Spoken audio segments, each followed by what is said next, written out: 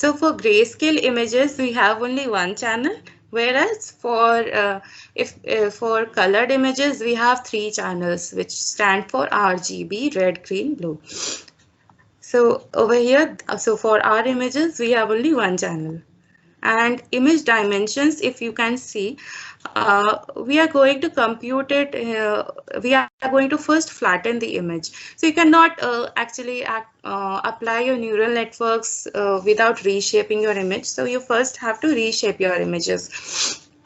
So what I have done is that I have reshaped it to a single channel. So in image size, we had 28. So I performed 28 cross 28. Then we have 784. And I reshaped it to have the value 60,784. So 784 is the dimension of my image after I have flattened it. So that is the first pre-processing step that you need to perform. And after that, one more thing is that we have to do is you have to normalize your images. So whatever pixel values that we have can be in any range, but we have to normalize them in the range of 0 to 1. So 255 is the max so range that pixels can attain. So we normalize them so as to have the range between 0 and 1. Next, we will define our model. So we have 256 hidden units in our model, and we define a batch size to be 128. So this might seem a bit complex than the previous one, but I'll explain it step by step. So we have these layers over here you have. So some of which I'll explain in a subsequent session. Some layers need some more explanation, so dropout and a few other things. But dropout is actually we are dropping out some of the neurons so as to avoid overfitting. So for now, just understand that the dropout layer is used to avoid overfitting in neural networks.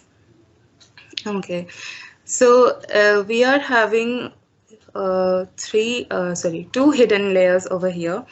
And first, we have already defined our hidden units to be 256, and the input dimension we already had as 784. So we also mentioned the input dimensions over here. So that is how you define the first hidden layer. And we have mentioned our activation. So you can mention your activation within the dense function as well, but I have added the activation separately like a layer. It does not make any difference, but it's just a convention that I like to follow. And you have the dropout along with the dropout rate. So we will skip this part in this session, but in a subsequent session, I'll go into much detail. So this was your first hidden layer, which has already been done. Now on top of that, we also add one more hidden layer. So the other hidden layer is over here. So you do not need to mention the input size anymore. So you can just add the subsequent layers one after the other. And we have the activation again as ReLU. And at last, we have the output layer. So for the output layer, we will use the softmax function. So a softmax is actually used to for multi-class classification. And so as we have 10 classes over here, so we will use this activation function to identify so in which particular class our sample belongs to. And you can see how a model actually looks like.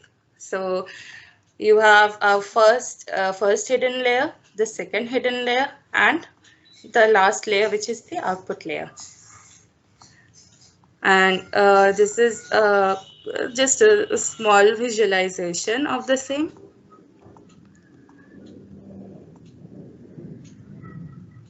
Okay. And there is one other function which you have to perform when you're training the model using a data set. So model.compile. So we are compiling the model. We are giving the parameters in the model. So what loss we will be using? So here we are using categorical cross entropy loss. So these are some of the terminologies. If you are a beginner in deep learning, so this may seem out of the box right now, but in other subsequent sessions, I'll go through all of it in much detail. But for now, I just wanted you to understand how this all works. So you have to define your loss function. So loss function is actually the how our error is being computed. All right. So this is the categorical cross entropy loss for this particular application. Then optimizer as Adam. So you also have an optimization function, and the metrics on which it is being applied is accuracy. So accuracy of the model. After that, we will perform model.fit function on the normalized train samples that we have. Y-train, epochs is how many iterations you want to run your neural networks, how many times you want to train the network. So here we have defined epochs to be 20, and batch size we already have defined.